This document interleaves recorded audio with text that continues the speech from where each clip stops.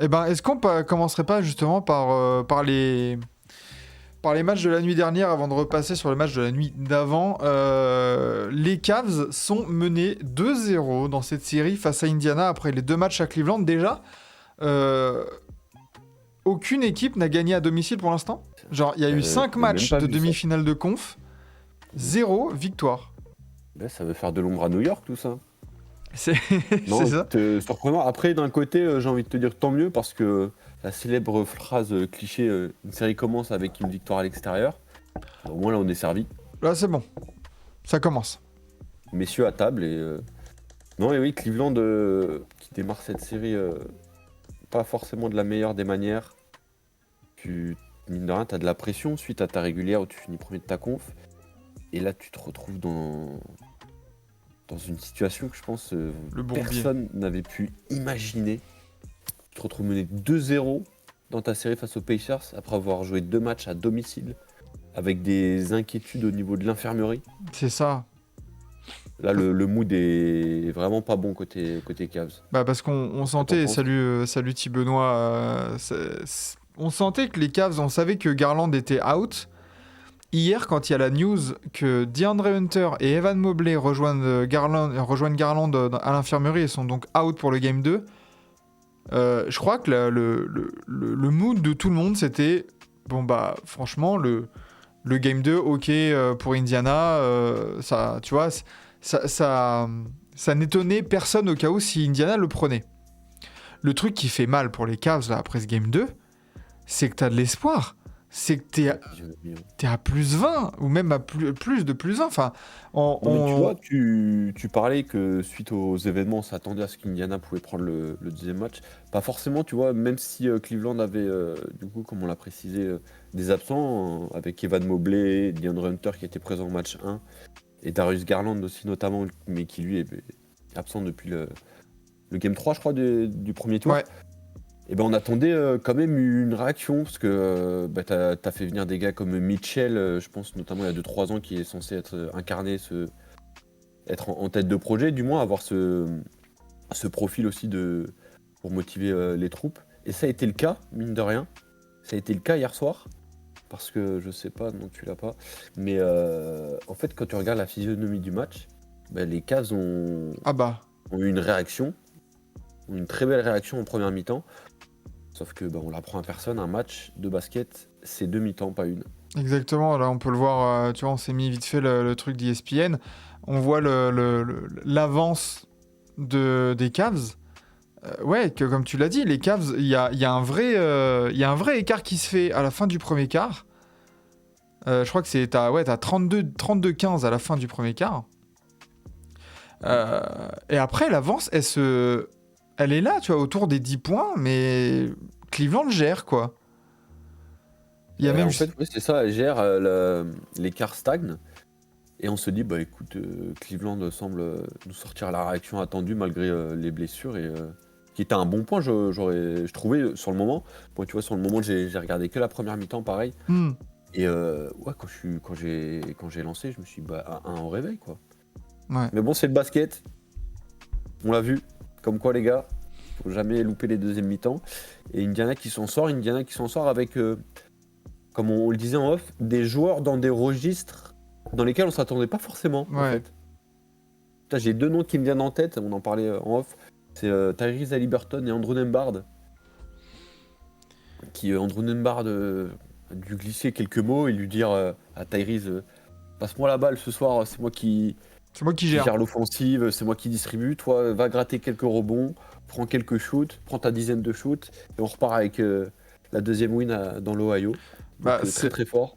Après, du coup, ouais, Andrew Nembhard, 13 points, 7 rebonds, 13 passes. Donc c'est là où Andrew Nembhard nous impressionne, on va dire, nous surprend. Tyrese Haliburton, 19 points, 9 rebonds, 4 passes.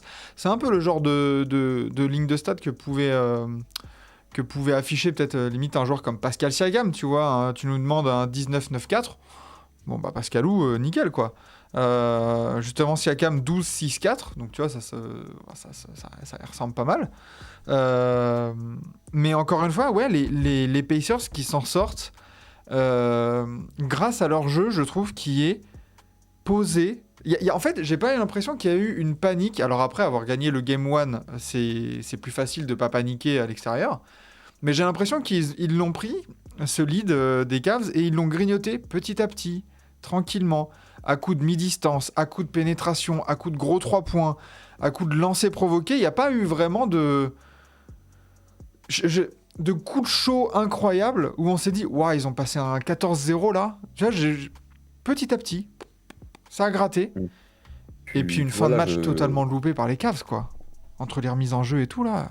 il y a la fin de match, mais en vrai, je me dis pas que, parce que tu vois, on l'a pas affiché sur l'écran du live, mais là, sur la page ESPN, les Pacers, tu mets un carton en fait à rentrer dans le match, et derrière, tu déroules ton basket.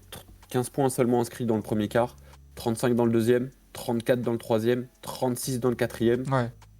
Alors qu'offensivement, ça a été un peu l'inverse pour Cleveland qui Mm. a, Qui a commencé qui a fort. joué les 3 premiers cartons, voilà, qui a commencé très fort, mais qui a dû vraisemblablement s'essouffler dans le quatrième, car ça a inscrit 32 points dans le premier, 29 dans le deuxième, 37 dans le troisième, mais 21 petits points seulement Ouais. dans le quatrième. Et surtout, bah, tu prends 70 points en deuxième mi-temps, c'est Énorme. pas normal. C'est énorme, alors que du côté des Cavs, t'as pu compter sur un Donovan Mitchell incroyable. Qu'est-ce qu'on peut reprocher à Donovan Mitchell, en vrai? Est-ce qu'on peut reprocher quelque chose à Donovan Mitchell hier? 48 points, à 50% au tir, t'as provoqué des lancers, t'as 9 passes D. En vrai, pas grand-chose, même si certains pourront dire que peut entendre qu'il, sur certaines actions, il a tendance à partir dans ce hero ball comme on avait pu voir à Utah, notamment aussi qu'on a pu voir dans le game 1. Mais parce que je me dis en fait, tu vois, c'est peut-être l'arbre qui cache la forêt parce que j'ai souvenir avoir regardé, je crois là, c'était dans la fin du premier quart où Mitchell, mine de rien, était déjà à 11 tirs.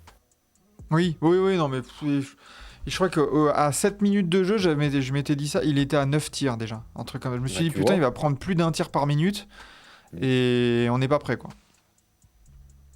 Tu vois, c'est dommage, je sais pas si on peut avoir la stat, mais savoir combien de points il a scoré dans le quatrième. Ou même dans Euh, chaque carton, tu vois, pour voir la répartition un peu. Attends, au niveau de la shot chart, non. On va voir ça, mais c'est vrai que ça Parce que serait. ouais, je sais que hier soir, quand je regarde la première mi-temps, un truc qui rapidement pas me surprend, mais que je remarque, c'est que Mitchell prend sa chance, il se cache pas. Alors ce qui est tant mieux, hein. On en parlait notamment avec notre ami James Harden. Nous, on préfère 1000 fois un gars qui va pas se cacher, Ouais, qui va shooter, essayer de provoquer le destin entre guillemets, quitte à proposer des pourcentages dégueulasses, plutôt que se cacher. Là, c'est ce qu'a fait notre ami Mitchell, mais malheureusement pas suffisant. En plus, ça fait mal cette défaite parce que tu perds d'un point, tu perds à la toute fin. c'est Tu te clair. retrouves jamais réellement mené où tu te dis bon, ils sont repassés devant, mais on a le temps.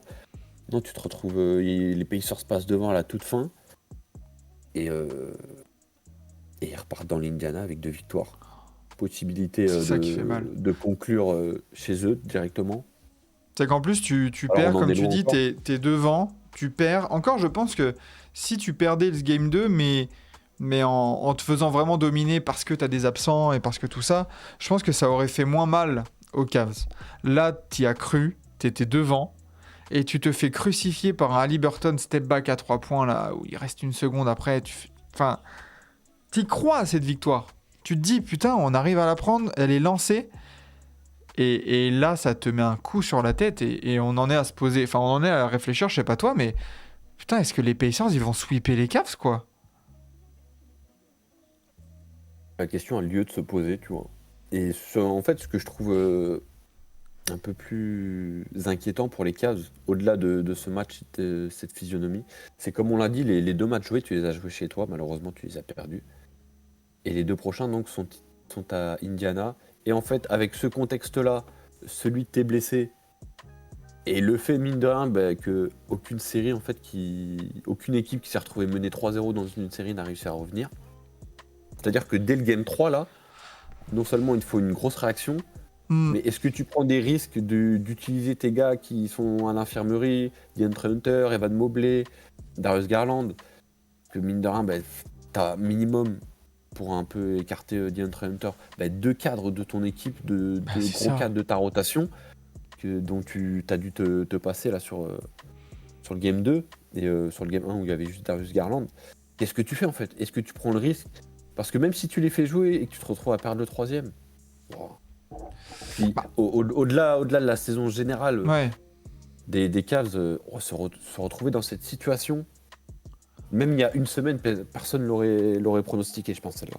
Après, vas-y, joue quoi. Enfin, là, le Game 3 à Indiana, c'est le match le plus important de la saison. Tu l'as rappelé, le bilan des équipes qui sont menées 3-0.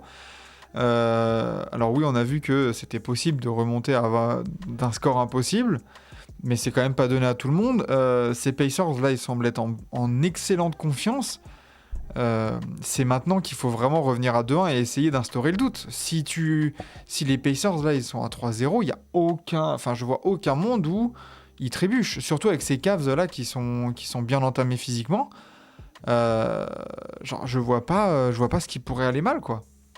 Donc, pour moi, tu les fais jouer. Tu les fais jouer. Alors, peut-être plus Hunter et Mobley, je sais pas exactement ce qu'ils ont ou la durée de leur indisponibilité. Mais au cas où, en fait, ceux qui peuvent jouer, vraiment, même Oui. si t'es à 75%, tu joues. Là. Parce qu'en plus, ça te permet de rééquilibrer un peu tes rotations aussi. Parce que là, dans le 5 majeur, tu vois, Ty Jerome, Dean Wade, Jarrett Allen, Max Strus et Donovan Mitchell. Tu peux pas. J'adore Ty Jerome, j'adore Dean Wade et tout ça, il n'y a aucun souci. Mais en titulaire, en demi-finale de conf, non. Non, c'est pas Et possible. je me souviens aussi sur le moment quand les 5 majeurs ont été rendus disponibles. C'est un truc qui m'a un peu surpris. Bon, certes, il y a l'absence de Darius Garland. Mais tu vois, ce genre de profil à Ty Jerome, dynamiteur de sortie de banc qui peut prendre feu, qui t'amène du scoring. Ben, ce genre de profil, te l'amener dans le 5 majeur, je sais pas dans le fond si c'est une réelle bonne idée parce que tu es obligé de combler un manque avec l'absence de Darius Garland. Mais déjà, d'une première part, peut-être aussi parce que tu n'avais pas le choix, mais tu remplaces un profil par un autre profil assez différent. Mm. Et Ty Jerome, c'était clairement le fer de lance principal du banc des Cavs. Où c'était ce gars, on l'a vu dans sa première série, notamment face à Miami, où le gars pouvait sortir du banc et t'amener 20-25 points. De la distribution aussi, Ouais. capable de passer. Mais c'est plus ce gars qui va t'amener du scoring, c'est un peu de punch dans les moments où il faut que tu reposes tes 4, quoi. Bah, et puis là, on l'a bien vu, hein, bien en difficulté. T'avais Jérôme 1 sur 14 au tir, 2 pertes de balles, 4 passes seulement. Ouais, t'as clairement été en difficulté sur ce point-là. Et malgré ça, tu vois, t'as un Jarrett Allen qui fait un putain de match, 22 points, 12 rebonds. Mm. Max Strus, très en forme aussi, est capable de te mettre des gros 3 points quand il faut, de prendre du rebond, de faire des passes, d'organiser un peu. On le connaît, Max Strus. Mais le problème après, bah, c'est que les points du banc, enfin tous ces points-là qui venaient du banc avant, bah là du coup tu te retrouves à jouer 3 minutes avec Craig Porter Jr. Javonte Green, il a fait une petite incursion, coucou je suis là pendant 10 minutes, mais tu vois 0 points, 0 rebond, une passe. Sam Merrill, ok t'as fait un bon match, mais Non, ça déséquilibre tout en fait, ces absences-là. Et face à un collectif aussi bien huilé que celui d'Indiana, bah, t'as rien à dire, tu vois. Encore une fois, t'as 6 joueurs au-dessus des 12 points. On n'est même pas surpris. Indiana a déroulé. clairement, Indiana a déroulé. Après, je trouve que les Cavs ont des choses sur lesquelles s'appuyer. Tu vois, les 2 défaites, les 2 matchs, ils prennent 120 points. Ouais, C'est quand défensivement. même assez surprenant. Alors oui, on sait qu'Indiana et tu sais que c'est marrant parce que hier soir, je me suis retrouvé à regarder la vidéo qu'on avait fait avec Pacer France. Et on sait qu'Indiana, c'est une équipe qui score beaucoup, qui va chercher à jouer vite. Et Cleveland est capable de ça, mais est-ce que Cleveland est capable, un peu plus du moins, comparé à Indiana, bah, en fait, c'est défendre. Savoir contrôler le tempo du match. Surtout que tu sais que les Pacers, ça aime jouer vite. Et ralenti, joue demi-terrain. Bien sûr. T'as des gars comme Mitchell. Alors oui, t'as des absents, mais c'est comme ça. Mais essaye quand même, en fait. Enfin, je sais pas, moi, en fait, c'est l'une des premières choses qui m'alarme, ouais, c'est qu'en fait, les Pacers, les 2 fois à Cleveland, ils mettent 120 points. Ah, c'est chaud. Voilà. C'est vrai Et c'est clairement pas le Si tu Le jeu commences adopté. à vouloir jouer avec les Pacers en mode qui va mettre le plus de paniers, ouais, c'est très clairement pas là que Cleveland peut faire la différence. Et c'est peut-être là aussi où, au lieu de mettre Ty Jerome dans le 5 majeur, peut-être mettre un profil un peu plus défensif. Ramène Isaac Okoro, essaye de jouer grand, limite. Mais Isaac Okoro, qui est capable d'imposer une belle défense, bah voilà, essaye. Essaye de pouvoir... parce que finalement, ces Pacers jouent assez grand aussi. Tu vois, Andrew Pas tout grand. Nembhard, c'est un 6'4", tu vois, il est quand même assez grand. Donc je pense que Okoro, tu vois, il fait quelle taille Okoro exactement? C'est un 6'5". Il n'y a pas énorme différence, tu vois. Donc limite, laisse Ty Jerome sur le banc, avoir ses minutes, mais adapte-toi pour que, ouais, défensivement, tu sois un peu plus sérieux, quoi. Là, Compliqué pour les Cavs. 120 points sur les 2 matchs, t'as raison, c'est pas possible, quoi. Ouais, en gros, Mitchell est seul. Bah là, on a vu un Donovan Mitchell seul. Exactement. Donc Oui, à c'est voir ça, trop seul. si... Alors, tu vois, on va faire un parallèle avec le deuxième match de la nuit après. Mais... Bah ouais, quand t'es seul, quand t'as des absences, tu t'adaptes et tu vas gagner le match sur d'autres points que le scoring, limite. Et ça, c'est ce que n'a pas su faire Cleveland hier soir. De garder cet avantage. Du coup, pour toi, en allant à Indiana, là, on est à 0-2 pour Cleveland. Est-ce qu'on revient à Cleveland, là, cette saison? J'espère. Le 4-0 serait vraiment. Waouh. Il serait pas Ah, du ça tout serait mérité sévère. pour les Cavs, il serait méchant. Ça serait très sévère. Mais les Pacers qui sont en course pour enchaîner une deuxième finale de conf consécutivement, tu sais que mec, l'année dernière, faut la sortir celle-là. Hein. Ouais. Non, c'est clair. Et est-ce que les Pacers se posent pas en outsider plus là? Parce que si ça va vite dans leur série, et que de l'autre côté, on va en reparler tout à l'heure, mais Knicks et Celtics, ça se trouve, ça va se batailler plus qu'on ne le pensait. Tu sais que ça peut faire leurs affaires et se dire, mais attends, nous on est à 100%, bataillez-vous. Allez-y, mettez-vous des coups et nous on vous Nous attend on en attend, finale de de toute façon conf. on est là, on va pas bouger. Non Exactement, oui, on est alors bien là. sûr avant faudra finir le taf, mais c'est sûr qu'avec les 2 matchs à domicile. Ah ouais. Ouais. C'est-à-dire qu'à cet instant, s'imaginer Cleveland passer, qu'est-ce qui se passe en fait côté Indiana? Là, c'est chaud. Ouais. C'est Bah, très dans tous compliqué. les Donc, cas, déjà les... le Game 3 va être assez décisif. Si Exactement. clairement il y a 3-0, bon, je vais la prendre à personne, hein, les Cavs vont se faire éliminer. Alors après en combien, je sais pas, Ouais. mais ça serait simplement historique de revenir d'un 3-0. Ouais, c'est clair. Déjà que revenir d'un 3-1 c'est compliqué. Salut les Warriors. Mm. Et non, écoute, après respect aux Pacers, respect à Rick Carlisle qui mine de rien, tu vois, a su se monter un groupe, a trouvé, a donné à chacun des rôles précis en fait. Exactement. Tu vois, on parle notamment d'Ali Burton, mais moi, un gars que j'aime bien depuis qu'il est à Indiana, c'est Obi Toppin, tu vois, je trouve. Ouais. Il a trouvé un vrai rôle à Indiana, comme ça, en sortie de banc, il est grand. Alors, c'est pas fou défensivement, mais quand il se met à faire des efforts, ça devient sympa. On sait qu'il est capable de rentrer ses 3. Mm. Donc, c'est assez intéressant. TJ McConnell, rien à reprocher. C'est Franchement, propre, en des gars fait. comme Nembhard, Nesmith, c'est dans le rôle, tu vois, ça, défensivement, c'est assez solide. Quand ça met les 3, bah, bonjour. Et on a vu en plus que Nembhard est capable de distribuer 13 passes D Ouais. en playoff. Nembhard, Donc, cette non, saison, mais- il tournait à combien? Il tournait à 5 passes. T'es content? Un gars comme aussi Bénédicte Mathurin dans la sortie de banc. Ah, Tu vois, les Pacers, ça n'a pas forcément un gros banc, mais ça n'empêche pas qu'il soit de qualité, mine de rien. Mais c'est ça, t'as pas des Ils, noms ils- ronflants. ils ont que des profils différents. Ils ont Peut-être trop TJ bien, McConnell ils ont à trop bien Adel, construit ils leur ont groupe. Bénédicte Mathurin, du Obi Toppin, ouais, très bien. Et il y aura d'autres soucis à gérer en intersaison, mais avant ça, il reste des matchs à jouer. Mais en tout cas, ouais, ce groupe, Eric Carlisle, tout cet ensemble, chapeau. Ouais. Chapeau les Pacers qu'on attendra au Game 3 pour finir le job, comme tu dis. Maintenant, t'as fait le plus dur. Maintenant, faut confirmer, il faut terminer le plus vite possible. Comme ça, tu t'évites des petits bobos, tu te rajoutes un peu de fraîcheur et surtout, tu te donnes une bulle de confiance incroyable du côté d'Indiana.